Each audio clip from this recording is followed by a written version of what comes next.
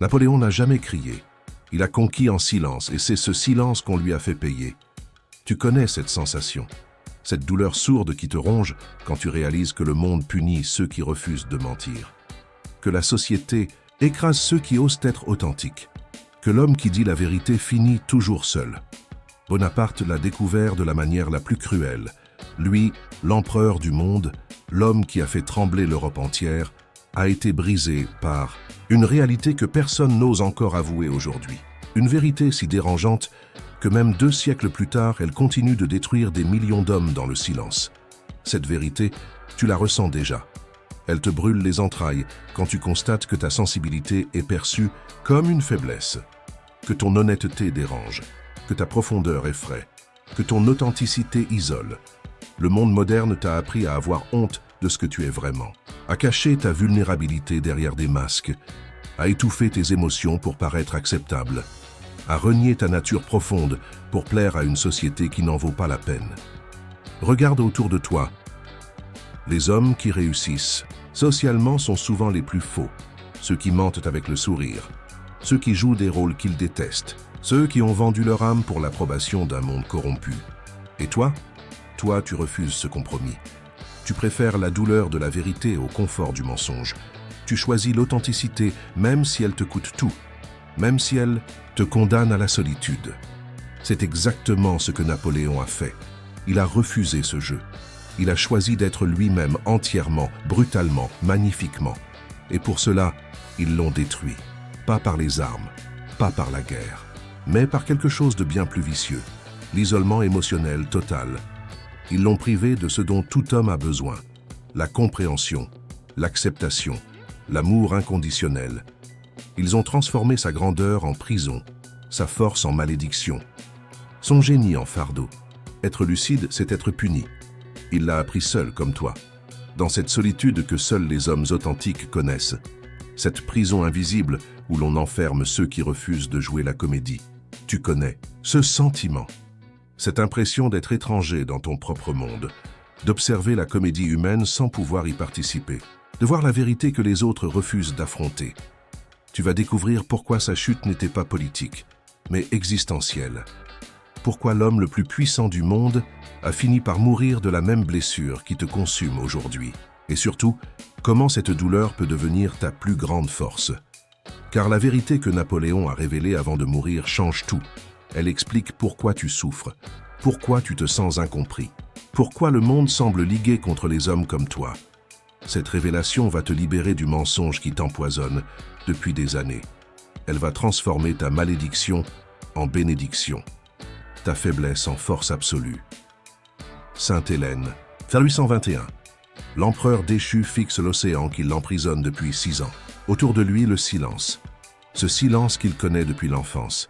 Ce silence qui l'a rendu invincible, puis l'a détruit. Car Napoléon avait compris quelque chose que les autres refusèrent de voir. Une vérité sur la nature humaine si dérangeante qu'elle lui a coûté tout ce qu'il aimait. Tout a commencé en Corse. L'enfant Bonaparte était déjà différent. Trop intelligent, trop intense, trop authentique pour son époque. Ses camarades le rejetaient, ses professeurs le craignaient, sa propre famille le trouvait étrange. Son père, Charles Bonaparte, le regardait avec une inquiétude mêlée de fierté. Cet enfant qui parlait peu, mais observait tout, qui posait des questions dérangeantes, qui refusait de se plier aux conventions sociales.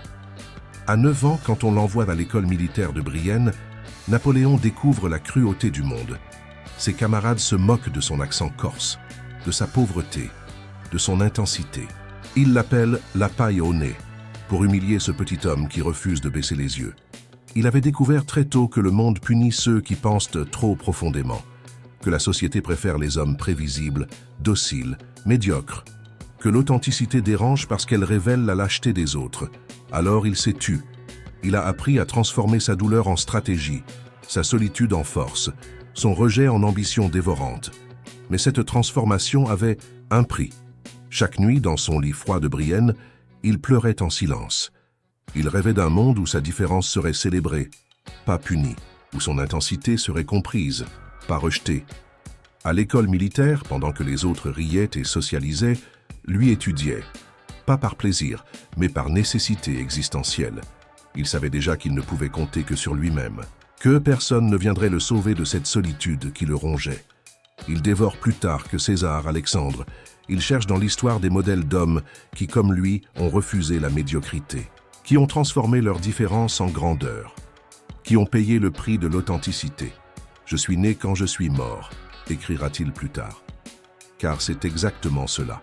L'homme authentique naît au moment où il accepte sa différence, où il cesse d'espérer être compris, où il transforme son isolement en supériorité. Bonaparte a gravi tous les échelons, non par chance mais par nécessité. Chaque victoire était une réponse à ceux qui l'avaient rejeté. Chaque conquête, une preuve qu'ils avaient eu tort de le sous-estimer. À Austerlitz, à Iéna, à Wagram, il ne combattait pas seulement des armées. Il combattait le mépris qu'on lui avait témoigné depuis l'enfance. Il prouvait au monde que l'homme différent pouvait dominer ceux qui l'avaient rejeté. Mais voici ce que l'histoire ne dit pas. Plus il réussissait, plus il se sentait seul. Car le succès ne guérit pas la blessure originelle. Il ne fait que la révéler davantage. Les courtisans l'entouraient, mais il savait qu'il l'aimait pour son pouvoir, pas pour lui-même. Les femmes se jetaient à ses pieds, mais aucune ne comprenait vraiment son âme torturée. Les généraux lui obéissaient par peur, pas par amour. Joséphine l'a aimé, puis l'a trompé, pas par hasard, mais parce qu'elle ne supportait pas son intensité. Sa profondeur l'étouffait, son authenticité la terrorisait, comme toutes les femmes qui fuient les hommes trop vrais. Il la surprend dans les bras d'Hippolyte Charles. Ce jour-là, quelque chose se brise définitivement en lui.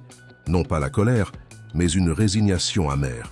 Il comprend que même l'amour n'échappe pas à cette règle. Les gens préfèrent les copies aux originaux. Il l'a pardonné. Encore et encore. Parce qu'il comprenait quelque chose que tu comprends aussi. Les gens ne supportent pas la vérité. Ils préfèrent les mensonges, confortables aux réalités dérangeantes. « Tu es trop », lui dit-elle un soir. « Trop intense, trop profond, trop vrai. J'ai besoin de légèreté, pas de tempête. » Ces mots le détruisent plus que toutes les batailles perdues. Ses maréchaux l'ont trahi. Talleyrand, ce maître du mensonge, l'a vendu à ses ennemis. Fouché, l'espion de tous les régimes, l'a abandonné au premier signe de faiblesse. Murat, son beau-frère, a préféré sauver sa couronne plutôt que leur amitié. Ses frères l'ont abandonné. Joseph refuse de défendre l'Espagne. Jérôme dilapide la Westphalie. Louis abdique en Hollande. Tous, un par un, ont choisi la facilité plutôt que la loyauté, la médiocrité plutôt que la grandeur. Et Napoléon a compris la terrible vérité. Le monde ne punit pas l'échec, il punit l'authenticité. Il détruit ceux qui refusent de mentir. Il écrase ceux qui osent être différents.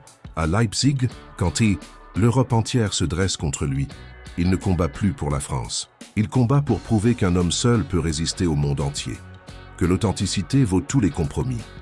À Waterloo, il n'a pas perdu une bataille. Il a perdu contre la nature humaine elle-même, contre cette tendance universelle à préférer les faux aux vrais, les lâches aux courageux, les médiocres aux exceptionnels. Grouchy n'arrive pas. Ney charge trop tôt. Ses soldats, épuisés, ne comprennent plus pourquoi ils se battent. Pour la première fois, Napoléon se retrouve vraiment seul sur un champ de bataille. Sur son rocher de Sainte-Hélène, dans ses derniers écrits, il a révélé cette vérité qui hante encore le monde aujourd'hui. Il ne suffisait pas de gagner. Il fallait encore être seul pour mériter sa propre légende. Car c'est cela la malédiction de l'homme authentique. Être condamné à la solitude par sa propre grandeur, à l'isolement par sa propre vérité, au rejet par sa propre profondeur. Hudson Lowe, son geôlier anglais, le traite comme un criminel, de droit commun. Lui qui a fait trembler l'Europe doit mendier l'autorisation de se promener dans son jardin. Cette humiliation le tue plus sûrement que le poison. Dans ses derniers jours, il dicte ses mémoires. Chaque mot est un cri de douleur. Il comprend enfin que son erreur n'était pas stratégique, mais existentielle. Il avait cru que le monde pouvait accepter un homme vrai. Napoléon est mort en murmurant « France, armée, Joséphine ». Même dans ses derniers instants, il appelait ceux qui l'avaient abandonné, ceux qui n'avaient jamais vraiment compris qui il était. Il est mort de la même maladie qui te consume aujourd'hui, le besoin d'être authentique dans un monde qui récompense la fausseté. L'incapacité de jouer un rôle quand ton âme aspire à la vérité. Ses derniers mots furent « tête d'armée. Même mourant, il rêvait encore de bataille, de prouver au monde qu'un homme peut être plus grand que sa condition, plus vrai que son époque. Sa dernière révélation va changer ta vie. Elle va t'expliquer pourquoi cette douleur que tu portes n'est pas une malédiction, mais un don. Si cette histoire résonne en vous comme l'écho de votre propre combat contre l'incompréhension, laissez un j'aime et découvrez dans le prochain segment comment cette souffrance qui vous isole est en réalité la preuve de votre grandeur dans un monde de faux semblants. Tu n'es pas fou, tu n'es pas défaillant, tu n'es pas le problème. Cette douleur que tu portes, cette sensation d'être un étranger dans ton propre monde, cette impression que personne ne comprend vraiment qui tu es, tout cela est réel. Tout cela est justifié. Tout cela est la preuve que tu refuses de mentir. Napoléon l'avait compris sur son lit de mort. Cette souffrance n'est pas une faiblesse, c'est un diagnostic. Le diagnostic d'un homme authentique dans un monde de faux semblants. Regarde autour de toi. Dans ton travail, tes relations, ta famille, combien d'hommes jouent des rôles qu'ils détestent? Combien cachent leurs émotions derrière des sourires forcés? Combien ont renoncé à leurs rêves pour l'approbation sociale? Et toi, tu refuses ce compromis, même si cela te coûte tout. Quand tu dis ce que tu penses vraiment, on te traite d'agressif. Quand tu montres tes émotions, on te dit que tu es trop sensible. Quand tu refuses de jouer le jeu social, on t'accuse d'être antisocial. C'est exactement ce qu'ils ont fait à Napoléon. Ils ont transformé ses qualités en défauts, sa lucidité en folie, son authenticité en danger public. Cette société moderne a créé un piège parfait pour les hommes comme toi. Elle te demande d'être fort mais pas trop, sensible mais pas vraiment, ambitieux mais pas dérangeant, authentique mais pas au point d'embarrasser les autres. Tu connais ces moments où tu te retrouves seul dans une pièce pleine de monde, où tu observes les conversations superficielles, les rires forcés, les mensonges polis, et tu te demandes « Suis-je le seul à voir cette comédie ?» Non, tu n'es pas le seul. Napoléon l'a vu aussi, et comme toi, il a refusé d'y participer. Dans tes relations amoureuses, on te reproche d'être trop intense. Les femmes disent qu'elles veulent un homme authentique, puis elles fuient quand tu leur montres qui tu es vraiment. Elles préfèrent les hommes prévisibles, ceux qui ne les challengent pas, ceux qui ne révèlent pas leurs propres contradictions. Joséphine a dit à Napoléon « Tu demandes trop », comme si aimer pleinement était un crime, comme si l'intensité émotionnelle était une pathologie. Au travail, tes collègues t'évitent, pas parce que tu es incompétent, mais parce que ta présence leur rappelle leur propre médiocrité. Ton refus de participer au ragot les dérange, ton éthique de travail les embarrasse, ta sincérité les terrifie. Ils préfèrent les hommes qui acceptent l'injustice en silence, qui sourient quand on les humilie, qui baissent la tête quand on les exploite. Toi, tu refuses, et pour cela, ils te punissent. En famille, on te reproche ton caractère difficile. Tes questions dérangent, tes observations révèlent des vérités que tout le monde préfère ignorer. Tu refuses de faire semblant que tout va bien quand tout va mal. Napoléon a vécu la même chose. Sa propre famille l'a abandonné quand il a eu besoin d'eux. Ses frères ont préféré sauver leur petite couronne plutôt que de défendre leur sang. Cette solitude que tu ressens n'est pas accidentelle. Elle est systémique. Le monde moderne a été conçu pour isoler les hommes authentiques, pour les faire douter d'eux-mêmes, pour les convaincre que le problème vient d'eux. Mais regarde, les hommes qui réussissent socialement, observe-les attentivement. Derrière leur sourire, tu verras le vide. Derrière leur succès apparent, tu découvriras la misère existentielle. Ils ont vendu leur âme pour l'approbation, et maintenant, ils ne savent plus qui ils sont. Toi, au moins, tu sais qui tu es. Ta douleur est la preuve de ton authenticité. Ton isolement est le prix de ta vérité. Ta souffrance est le diagnostic de ta grandeur. Les réseaux sociaux amplifient cette torture.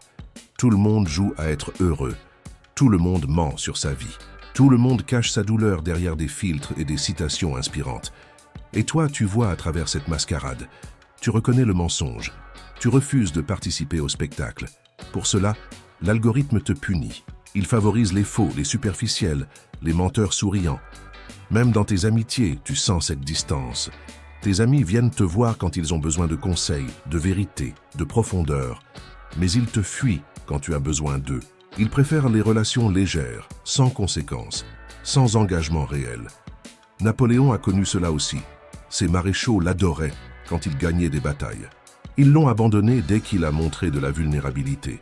Cette société te fait croire que tu es le problème, que tu devrais travailler sur toi, que tu devrais apprendre à mieux communiquer, que tu devrais devenir plus flexible. Mais la vérité, c'est que le problème n'est pas toi. Le problème, c'est un monde qui a peur de l'authenticité, une société qui préfère les copies aux originaux, une époque qui récompense la fausseté et punit la vérité. Tu n'as pas besoin de changer.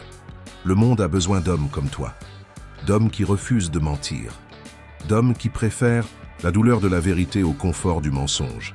Cette douleur que tu portes, c'est ton honneur. Cette solitude que tu endures, c'est ta dignité. Cette incompréhension que tu subis, c'est la preuve que tu es resté fidèle à toi-même. Napoléon l'a compris trop tard. Sur son rocher de Sainte-Hélène, il a écrit « J'aurais dû être fier de ma différence au lieu d'essayer de la faire accepter. Ne tombe pas dans le même piège. Ne cherche pas l'approbation de ceux qui ne te méritent pas. Ne sacrifie pas ton authenticité pour leur confort.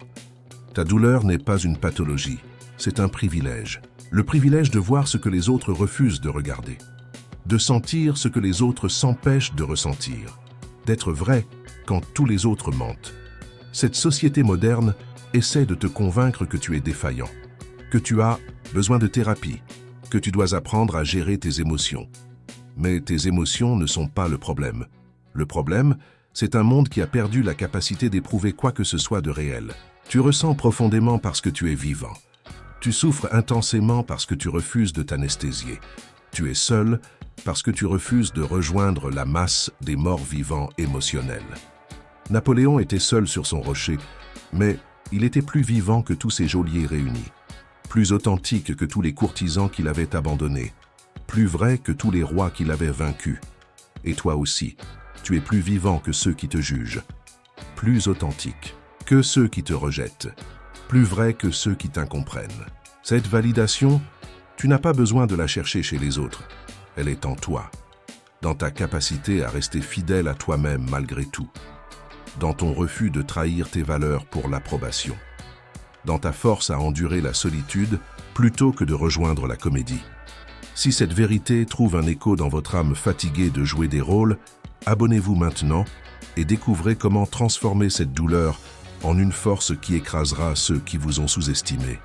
Mais voici l'avertissement que Napoléon n'a jamais pu donner. La leçon qu'il a comprise trop tard. La vérité amère qui aurait pu sauver sa vie et qui peut encore sauver la tienne. Le monde ne pardonne pas à qui se refuse à porter un masque. Écoute-moi bien. Cette authenticité qui te brûle les entrailles, cette vérité qui te dévore de l'intérieur, cette impossibilité de mentir qui te rend fou, tout cela est ta force. Mais c'est aussi ton piège mortel si tu ne comprends pas une règle fondamentale. Napoléon a commis une erreur fatale. Il a cru que la grandeur suffisait à faire accepter l'authenticité, que le succès protégeait de la médiocrité des autres, que la victoire rendait l'homme irréprochable. Il avait tort. Et cette erreur l'a tué. Car voici ce que l'empereur n'avait pas compris. Plus tu montes haut, plus ils veulent te voir tomber. Plus tu es authentique, plus ils cherchent tes failles. Plus tu es vrai, plus ils inventent des mensonges sur ton compte. La société moderne a perfectionné l'art de détruire les hommes authentiques. Elle ne les attaque pas frontalement. Elle ne dit pas « nous détestons votre vérité ». Elle est plus vicieuse. Elle dit « vous êtes trop intense, vous devriez vous calmer, vous devriez apprendre à vivre avec les autres ». Il transforme ta force en pathologie, ton authenticité en défaut de caractère, ta profondeur en antisocialité. Et voici l'avertissement. Si tu ne comprends pas ce mécanisme, tu finiras comme Napoléon. Seul sur ton rocher, trahi par tous ceux en qui tu avais confiance, détruit par ceux que tu avais aimés. La première leçon amère, ne cherche jamais à être compris par ceux qui ont choisi la médiocrité. C'est comme demander à un aveugle de naissance de t'expliquer les couleurs. Ils ne peuvent pas comprendre ce qu'ils ont refusé de voir. Napoléon a passé sa vie à espérer que Joséphine comprenne son amour, que ses frères comprennent sa vision, que ses maréchaux comprennent sa grandeur. Il est mort en les appelant encore, ces fantômes qui n'avaient jamais existé que dans son imagination. La deuxième leçon, n'attends jamais de reconnaissance de ceux que tu as aidés. L'homme authentique donne sans compter, aime sans condition, aide sans réserve.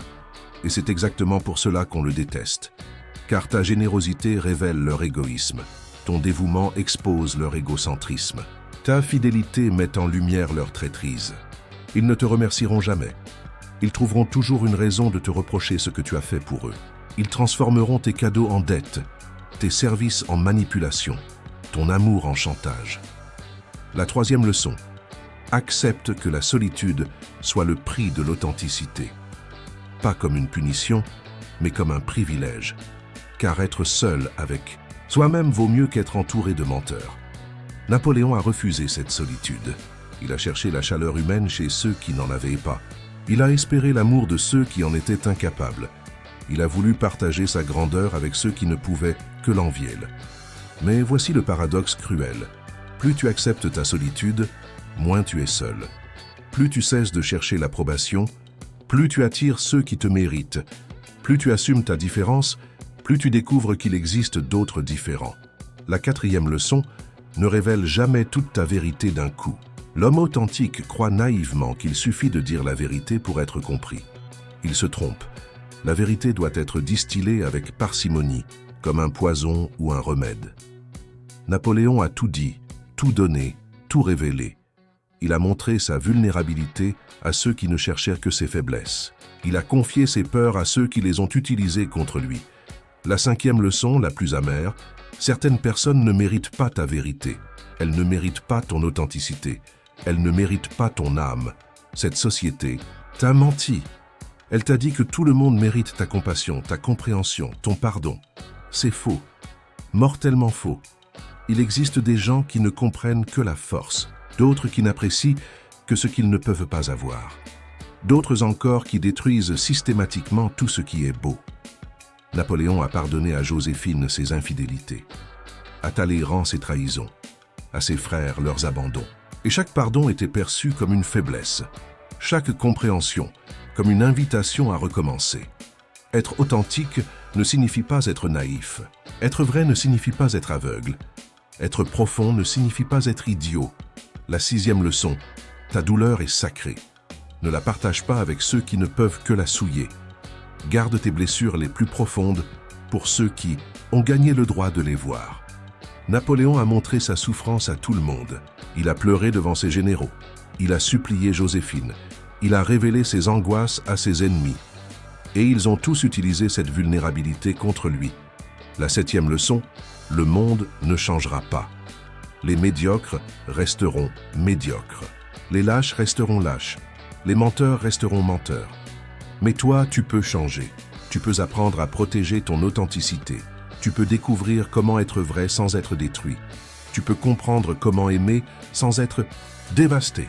La grandeur n'est pas mesurée par la gloire, mais par la quantité de vérité que l'on peut porter sans se briser.